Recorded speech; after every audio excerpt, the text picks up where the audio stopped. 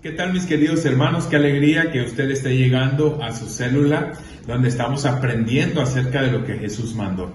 Recuerde que nuestros grupos en casa son espacios donde nos unimos semanalmente para estudiar la palabra de Dios, pero también para convivir con los hermanos. La iglesia es una comunidad, es un cuerpo donde podemos disfrutar de la compañía de los demás y podemos orar unos por otros, ayudarnos y convivir y disfrutar precisamente de este tiempo de la palabra, pero también de la relación con nuestros hermanos. Ahí usted tendrá a unos muy buenos amigos que puedan apoyarle en su fe.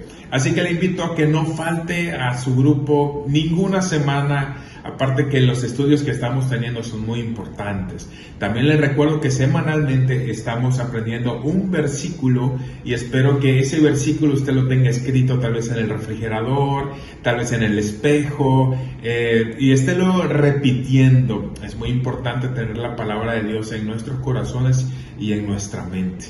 Entonces, mis hermanos, pues esta semana tenemos un tema bastante importante, como lo han sido todos, acerca de lo que Jesús mandó. Cuando nosotros hablamos de Jesús, estamos hablando de Dios mismo. Y es que Dios tiene para nosotros los deseos de su corazón, su voluntad, que es buena, agradable y perfecta, y es necesaria para nuestra vida. Y en esta ocasión vamos a leer Mateo capítulo 7, versículo 6, que ahí está centrada la enseñanza de esta noche. Y se los voy a leer, dice así: no deis lo santo a los perros, ni echéis vuestras perlas delante de los cerdos, no sea que las pisoteen y se vuelvan y os despedacen. Antes de entrar a tal vez a estas palabras que nos hacen un poquito de ruido, como los perros o los cerdos, primero tenemos que entender que la palabra de Dios, la enseñanza de Dios, la voluntad de Dios, pues es una voluntad, es una palabra que es valiosa. El evangelio de Dios debe ser tratado así.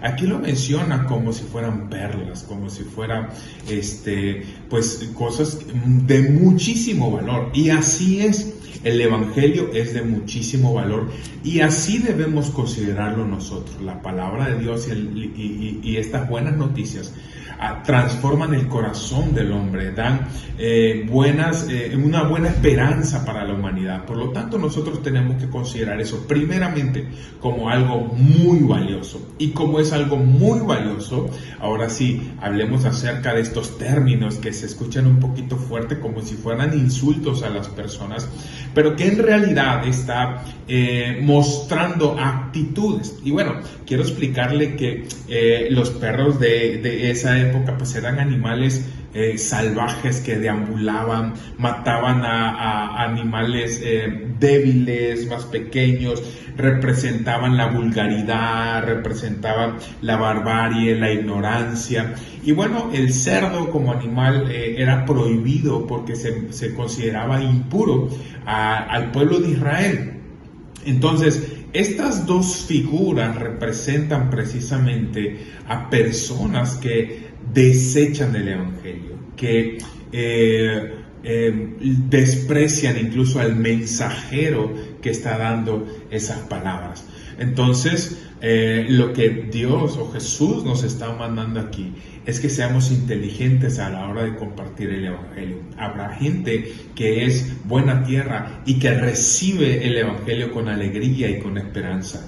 Habrá gente que es simpatizante, pero también debemos darnos cuenta que habrá gente que va a despreciar el evangelio, que va a atacar el evangelio, que va a provocarnos incluso a nosotros que somos los mensajeros a reaccionar de manera equivocada. Ahí es donde Jesús nos enseña: no echen el evangelio, que es valioso, en corazones duros. No echen el evangelio, no entreguen el evangelio a corazones que desprecian a Dios. Entonces, esto no quiere decir que no evangelicemos a esas personas, pero sí quiere decir que estemos preparados para una reacción que tal vez no nos favorezca. Y cuando compartimos el evangelio, así como enseña la palabra de Dios, a los mismos discípulos hubo gente que los despreció y decía: sacúdanse el polvo de sus pies, ya cumplieron, ya les enseñaron, ya les predicaron, ahora depende de ellos seguir a Jesús. De la misma forma, mis hermanos, nosotros tenemos que valorar el Evangelio, valorar nuestra iglesia, valorar a Dios más que a las críticas, más que a los que ignoran, más que a los que atacan.